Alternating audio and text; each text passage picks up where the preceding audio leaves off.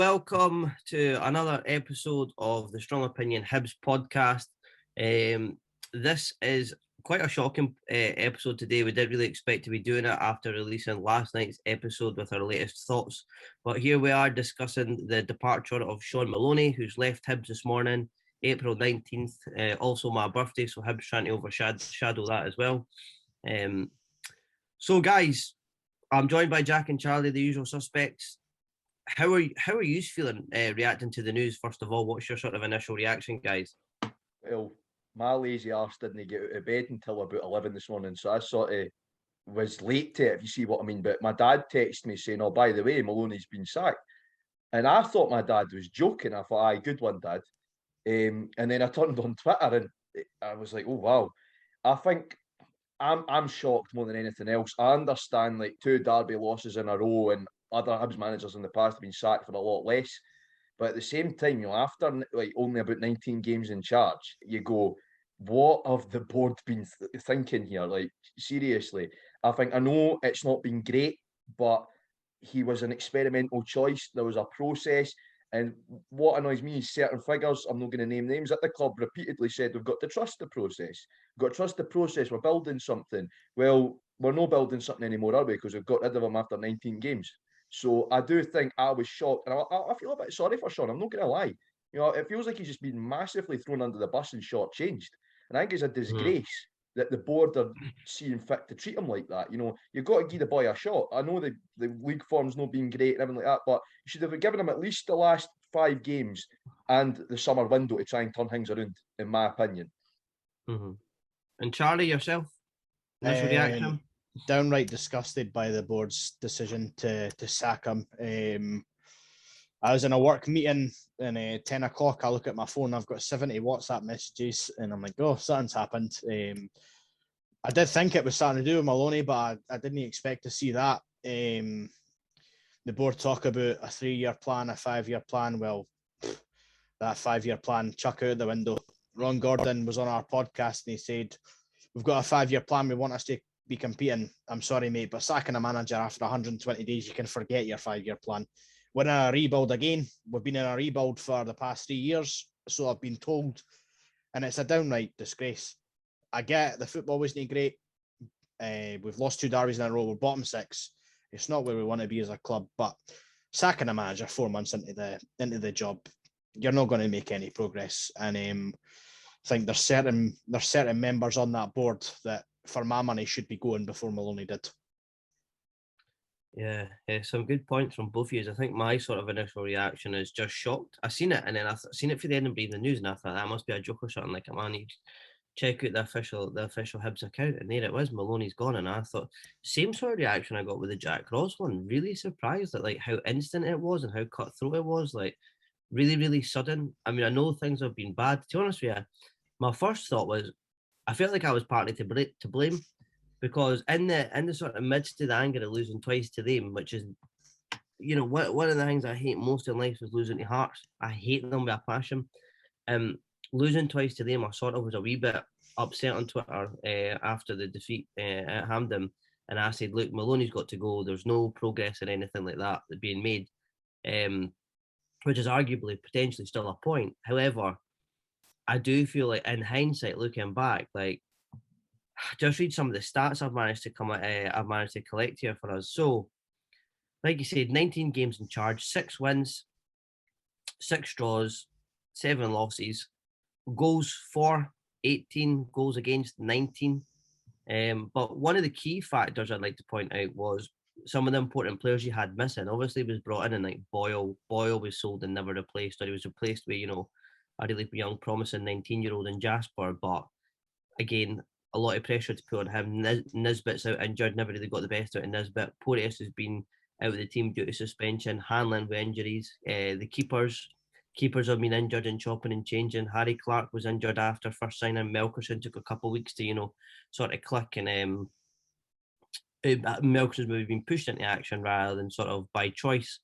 So I think, like, in terms of everything that could have went against Shaun, I certainly don't think he had luck on his side. So, do you think it was the right call? No. a simple, No. simple answer for me right there. No, because like I said when I was sort of going into my initial thoughts, you knew with a coach like Maloney that it was going to be a process, that what he wants to do and his vision wasn't going to happen overnight. And I know a lot of fans are getting, and I think this is the problem, is certain sections of the fan base have got very exasperated very quickly, and the board, I think, are going with that. I think there's certain members of the board, as Charlie said, that shouldn't be around anymore, because I think there's too many times that I think they get lent on by certain sections of the fan base, and then they can't make decisions themselves. At the end of the day, I know you've got to listen to the fans. That's what football's all about. But, you know, at the same time, you're a board member. You shouldn't be getting lent on by fans. If you should be making decisions for yourself. And I think this wasn't the right call at all. You know, as people know, I was ardently a Jack Ross supporter. And I think it's the same with him. You just feel like he's been screwed, because Jack Ross got let go. I think we owed it to Jack Ross to give him that cup final, one last chance to redeem himself. Feels like Maloney's not giving that chance to redeem himself either. But the boy never had a chance to sort of do anything of his own, really. Like you mentioned there, Calvin, I think we lost Boyle and he wasn't replaced properly. Now, that's, to me, it doesn't matter who the manager was. It could have been Jack Ross, Neil Lennon, whatever. That's on the board, and that's on the people with the money, with the controlling the purse strings, to get a player to replace the player of the calibre of Boyle. And we knew it was going to happen. I mean, it wasn't rocket science to sit there and say, oh, Boyle will leave at some point. Of course he's got to leave at some point. He was our best player. And what happens when you're a club like us, your best player is obviously going to naff off to somewhere else. I mean, obviously Saudi Arabia was a bit left field. I would never expect them to end up there. I always expected Boyle to end up at one of the old firm or down south, to be brutally honest, and over in the continent. I never expect them to end up in Saudi Arabia, but that was offer he couldn't refuse. 3 million odd for a club like us is a lot of money as well. So you look at it and you go, it's all on the folk upstairs. And I see the same for Jack Ross. I think Jack Ross got a bit shortchanged with some of his transfers. And he wasn't given enough. Repeatedly, Jack Ross said, I want to strengthen this position, I want to strengthen that position. He didn't get the players. So for me, it's all about the folk upstairs. And again, Maloney has just been screwed, like Jack Ross was screwed. And I think, yeah, you can say results were unacceptable. They were. I mean, losing 2 derbies in a row is bloody, it's brutal stuff. But at the same time, you've got to give the boy a chance. He's new to management. He had a vision, to me, because I spoke to him at his Q&A and you could tell what he wanted to do. You could tell he had a vision, and he's not been given a chance to implement that. So yeah, for me, it's not the right call at all. And Charlie? I think Saturday's performance was probably enough for me to buy back into Maloney's vision. And I think whether you look at Heckingbottom, you look at Lennon, you look at Jack Ross, the signs were there for weeks prior to that. Like Heckingbottom, the football wasn't great. Lennon fell out with the board over the incident with Canberra, if the rumours are true. Jack Ross, we'd won 1 game in 11 or something. Shaun Maloney, he'd been given 19 games. Like, the signs weren't there that he was getting sacked. And whether the rumours are true or not, I've heard from a few people that Ben Kinsell last week at the hospitality launch was going around saying that if Maloney loses, he's getting a sack. So, you know, that obviously that might not be true, but that's what I've heard. No, that's disgraceful if that is true, mate. If that's, I mean, talking about stabbing folk in the back, like I'd certainly like to think that wasn't true, because if that's true, then this problem is much deeper than we actually maybe initially think. And I think you look at it like we're now seeing people on Twitter saying time for a big rebuild, but I'm sorry, we've been needing a big rebuild since 2016. I don't actually think the squad's that bad. I think we just need some more quality players in the squad, like a John McGinn type player who we're going to have for a few years. But there's a deep-rooted problem at Hibs. There has been, and there is now. You see Ron Gordon's trigger happy. If something's not going the way he wants it to go, he's going to get rid of people. You see that with... Do you think that's a sort of passing of the buck, mate? What do you mean by that, mate? It's not working, so let's get rid of him. Almost like passing blame. It very much could be, but I don't like that about my club. My club's always been, and I say my club, it's all our club, you know what I mean? But my club's never been that where we'll have a manager for 19 games and we'll get rid of him. Like, how long did we sit through Bobby Williamson's boring football? That's a wee bit before your time, Jack, but Fenlon or Pat Fenlon got 2 seasons. Butcher got half a season. Like, what does that tell? Does that tell you that Bobby Williamson was a better Hibs manager than Shaun Maloney? I'm not so sure. Look at Calder, would I know? We had Calder, wasn't you know, great. we've sat through so much dross, and we get an exciting young manager, albeit it's his first. I don't think Hibs was the right team for Maloney to start his managerial career at. You see how toxic our fan base is. You see after one bad performance, people are calling for your head. So I just think he's been a bit shortchanged, like Jack said, and like I say, mate, I'm just disgusted with the board. I'm not looking forward to seeing who takes the blame for this one. Will it be Shaun Maloney? Will it be Kinsell? Will it be Gordon, Ian Gordon, and Ron for that matter? Will it be the players? Like, we're going to have to see a big statement of intent with this next manager. There needs to be accountability. Sorry, Calvin. There needs to be accountability. Just picking up on what Charles said, there needs to be accountability, and it just seems like Kinsell and both Ian and Ron don't want to take any accountability. If that's true about him going around it, like I said, I'm not getting involved in hearsay or that, but if that's true about what he said at the hospitality launch, that's massively unprofessional. First of all, a CEO to be telling random punters, even if I'm going to be getting rid of a manager. Even if it is a joke, you can't say even being can't say stuff like that. It's unprofessional as a CEO, and I think there's I heard a lot of things about him at Norwich, and I think he fell out with Delia Smith big time, and I think we can understand why, because he was trying to turn Norwich into something it wasn't, if you see what I mean, because it's a sort of family club. I know a few folk from down there, and it is a family club, and they didn't really want to be a big club, if you see what I mean, Norwich. And he was trying to implement this, that, and the other, and eventually they got fed up, and that's why he sort of left. But for me, yeah, it needs to be about accountability. You need to go, right, you as the CEO, something went wrong with your planning that we didn't get the transfer window that we wanted. You need to take the blame for that. Be a man and accept that in your role, you're going to get questioned and take responsibility. Ron Gordon, I'm not going to put too much onto Ron, because obviously he's in the States and he's got other business interests and everything like that. But I still think he needs to take a little bit of blame. Ian Gordon, right? The boy shouldn't be anywhere near the role he has, for me. I think that was nepotism at the highest order. And if people know me, people know that I'm quite left-leaning in my political views, and I hate all this nepotism and bringing in your family and everything like that, and business empires and all that capitalism and nonsense and everything like that, because I don't agree with it at all. I think we should have had somebody that knew what they were doing. Bringing Derek White in, I've got to say on that point, bringing Derek White in, that's a bit better, because I think the boy's done a good job at Livingston. I've dealt with him before, obviously, with Edinburgh City. He works with Livingston on the women's side of things as well. Boy's very professional for such a young guy in his position. He's very professional, knows what he's doing. That is a step in the right direction. But to me, we need that proper sort of director of football figure that knows what they're doing, because that's why you're looking at clubs like Aberdeen in the past, or Rangers and Celtic or Hearts, and that's why, because they've got people in specific roles that know what they're doing. And I just think we lack that sort of organisation and structure for me. Calvin, I don't know if this is worth bringing up now, but by the time our next manager comes in, we're going to have 3 managers still on the books. I say that's my first thought as well. We've blown the boil money. We're going to need to sell, very expensive mistake to make for me. We're going to need to sell a player like a Josh Doig or a Ryan Porteous to have a transfer budget now. Like, well, I don't know if that's true.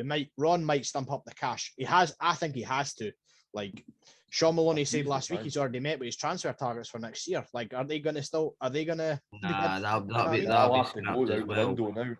One thing I was going to say is I think it's the wrong call at this time. Now, listen, I was on Twitter saying get Maloney out and that. Like, I hold my hands up. I was an idiot for saying that. I was just passionate, and I hate losing to Hearts. That's sort of where that came from. But the board shouldn't be really listening to folk on Twitter, because I didn't really care what I'm talking about at the best of times. You know what I mean? Like, I hold my hands up.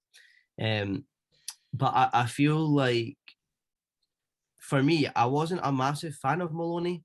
I found his football quite boring. I found it quite frustrating. I didn't really understand his style of play. I didn't really enjoy going to Easter Road and watching it, if I'm honest with you. I didn't. I thought he was very reluctant to change. I thought his substitutions were really crazy. I thought he persisted with the same sort of stubborn formation when it clearly wasn't working. The constant changing of the team as well was for me, that's a bugbearer for me. I didn't like that. I don't like that, especially because he's lost me so many bloody points on that fan hub thing because I can't get the team right. I wonder on the the board's decision. I wonder if the fear of relegations maybe crept in and they're like, get rid of him because No, surely no. Well, You got to be joking. we're in the They bottom. can't think like that. We're They've in the got to bottom be. 6, mate. Like I know we need one point or one win or whatever. And we're realistically safe, but For me, like that might have crept in a wee bit of like, oh, he might take us down, and then that's on his record for like. Well, like I said last night, if Maloney was to be in charge for these next 5 games, he'd have to win them all for me. Like he's had some really poor results, Maloney. Like getting turned over 3-1 by Aberdeen away. Getting a club beat the size by of Hibs, that's unacceptable. getting Do you beat know by what I mean? St Mirren and Livingston. Livingston. Getting beat by St Mirren, getting beat by Livingston. However, I will say my sort of initial reaction, I was really surprised that the people upstairs at Hibs were able to hold their hand up and say, "Do you know what? I think we've made a mistake." And I thought they would have been really stubborn. Even if it wasn't working with Maloney, like even 6 months from now, I thought they might have stuck with him just out of sort of stubbornness and sort of refusal to say, hold your hand up and say you've maybe made a mistake there. I was really surprised that they made this decision as quick as they made it. I really was surprised by that. So what my next question is, why were they so confident he was the right man then? I mean, you've given him 4 months in the job, 120 days. He's had some good results. He's had some bad results. He's signed some exciting players. He was a number 2. It was his first managerial job. And just to come back to something that you said, Charlie, I don't like the thought of Hibs being a club that, for me, we're far too big a club that you can sort of play FIFA manager with. Like, we can't be taking big chances. And I said that if you go back and listen to the one when we, sort of introduced me, like New Era, Shaun Maloney, the episode's called. And me and Jack were talking. I think it's extremely dangerous to be playing this sort of game with Hibs. It's far too big a club formal for a first job for anybody, for their first job. It was, other than Stubbs, because I understand that Stubbs was a championship team as a complete rebuild. We didn't need to decimate the squad that we had under Jack Ross. It was a good squad, good crop of players. They were having a bit of time to gel together and that. We don't need this massive rebuild. We're rebuilding every sort of 2 years. We don't need to do it. We actually need to build something before we start tearing it down. And for me, my initial thought was Hibs is far too big a club for anybody for their first job. And at that time, after losing Jack Ross, I know I had my frustration with him as well, but I think after losing him, it was we had to get the right man in at that point. Now, Shaun Maloney, in Hibs' opinion, has been a mistake, or it hasn't worked out, unfortunately. We had to get the right man at that time. This next one, if they do not get the right man next time, and in a year from now we find ourselves in the same predicament, I think the people upstairs have to start seriously thinking about their position at the club as well.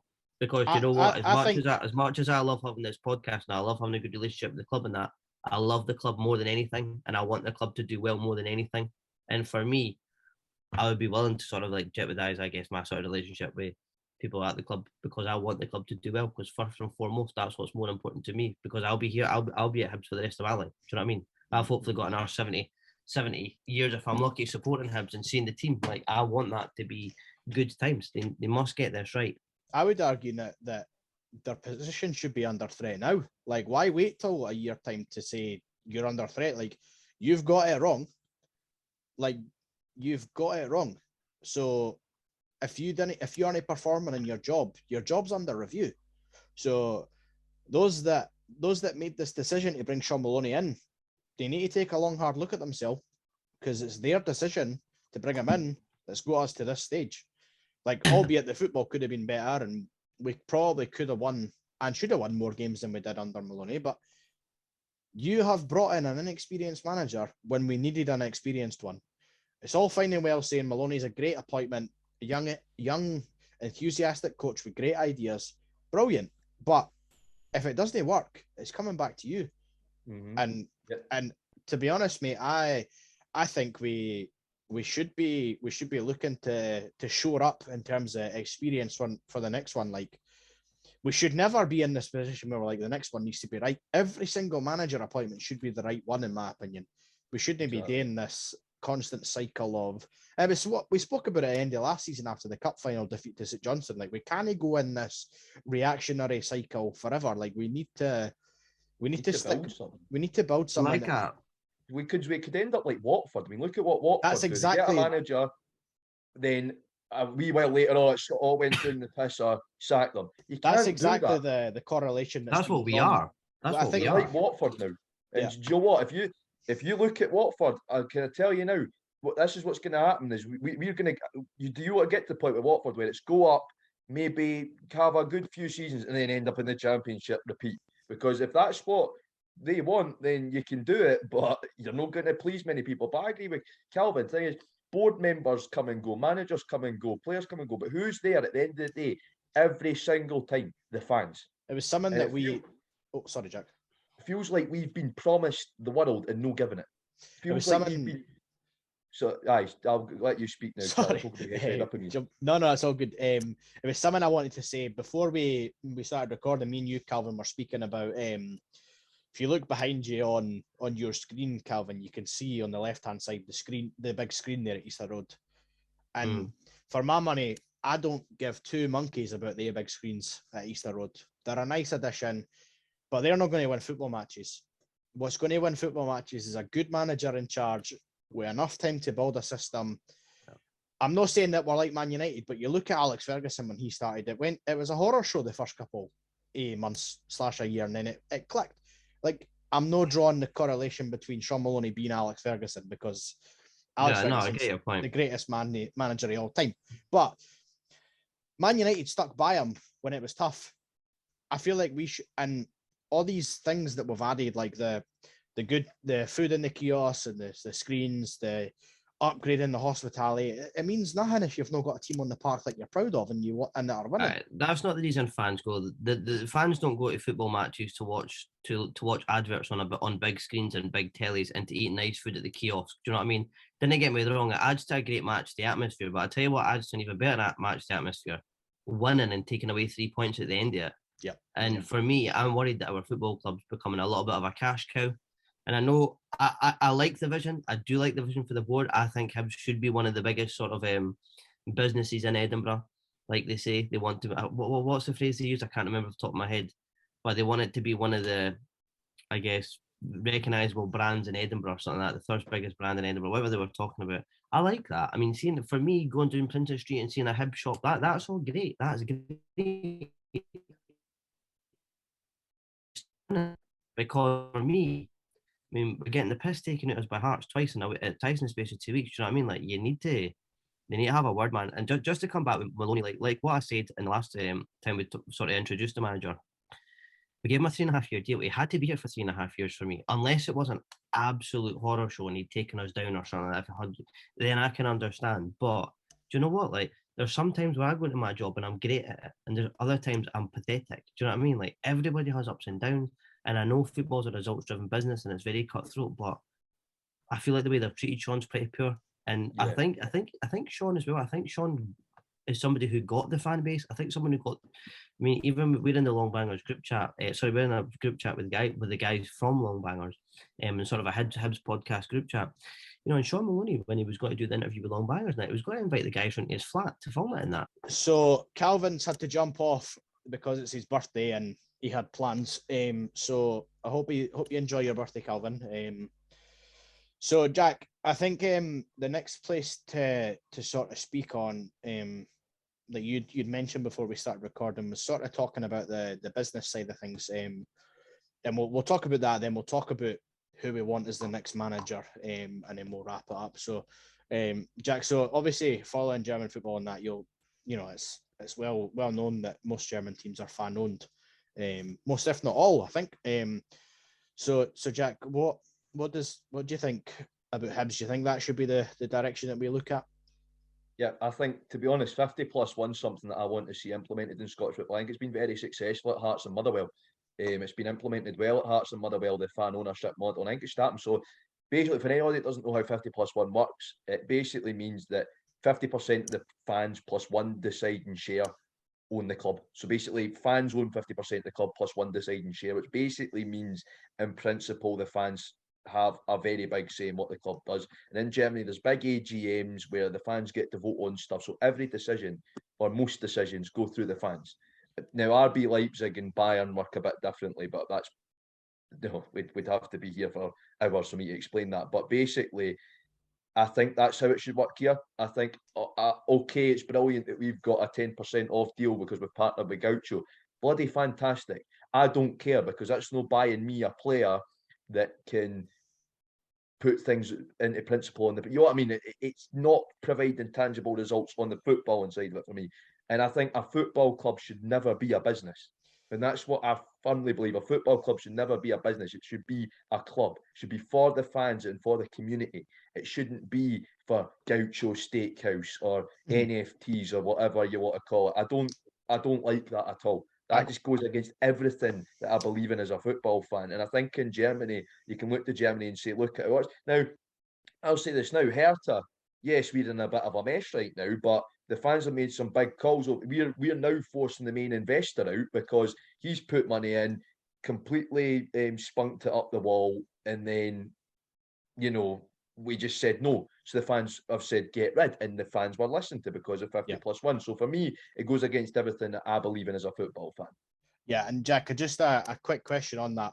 Do you think, though, that with the whole idea of the board being trigger happy to sack a manager when they want, do you think, obviously, our fan base on Twitter and that, at any drop of the hat, they're calling for the manager's head? Do you think that would work to have the fans own? Well, it's probably not going to be every fan that owns a club, you know what I mean? But like, is it going to be one of those ones, if we were to get it, that we might be in this position a lot more frequently? I think I think that's an interesting point, but I think it would be the fans that, like myself and like you and like Calvin and some of the other folk we know, that look at it more balanced. I think it'd be those fans that would buy into it, if you see, because you've got to pay for a membership. It's not free. So I think those folk would be more, I think the more balanced fans would be more willing to stump up for it than, say, your sort of more moany people and the more negative Nellies, as I like to call them now. I think they're the sort of folk that would avoid it. And because look at Hearts and Motherwell, they're more sort of sensible, if you can have a sensible element at Hearts, but it's the more sensible element of their fan bases that have bought into it. And Partick Thistle are working towards it now as well. So I think it's something that can work in Scottish football. And it's never been done at the club the size of ours. It's sort of just started at Hearts. Yeah. But I think it's doable, and I think it makes managers more accountable as well, which I think provide results. Yeah, I think if a manager knows they're directly accountable to the fans, they'll know. Because Nielsen realised it was going tits up when he was about to bottle it in the Championship, and he's massively turned it around at Hearts. So I think that having that direct accountability to the fans instead of a board prompts managers to do more, and it prompts players to do more because they know, and it provides more of a link. Yeah, I've noticed that with some big, even Dortmund, the size of club they are, they went mental after they got put at the Europa League by Rangers, and the players and the manager physically apologised to them at a big meeting. So I think that having that direct accountability to the fans will help us in the long run. And I think we should be doing everything we can in our power to look at more sort of fan ownership and getting that model in place. And it's protected by law in Germany as well, which I think is something that the Scottish government, sports a devolved issue. Why is the discussion not being had? Aye, so we'll move on, Jack, because I've got the crappy Zoom account. I've only got we've got a timer that we need to stick to. Counting down.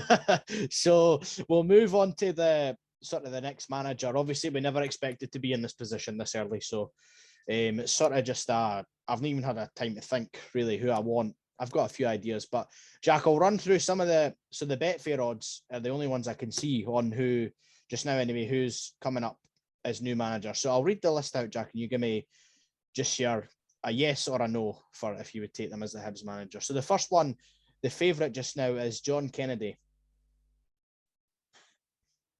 Maybe. I'm 50-50 on him. Kevin Thompson? No, absolutely not. Now, I've got to say something there just quickly. I'm not, obviously, in his connection to the Rangers, but also he's got a cushy number at Kelty. Why would he leave that to come and risk it all with us? You know what I mean? Aye, I agree.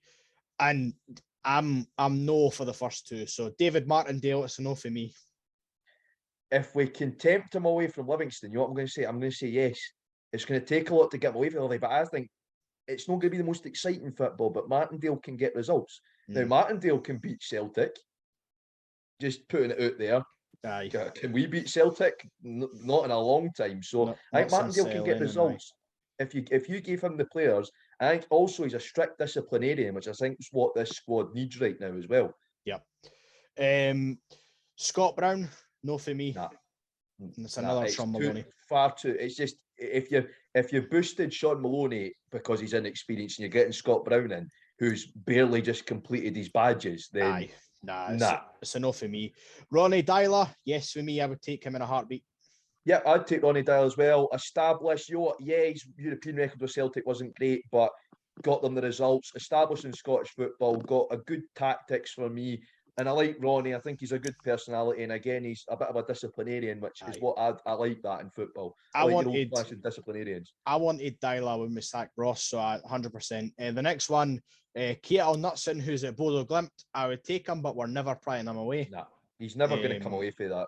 Never going to come away for that. Ron needs to splurge the cash to get him. And it's not going to happen. It's not happening. Not got it, I don't think. The next two are a bit left field ones. So we've got Sabri Lamucci, who was at Nottingham Forest, but he was sacked for losing 11 games in a row. So I'm saying no to that because I think he'd just be a hecking bottom part too.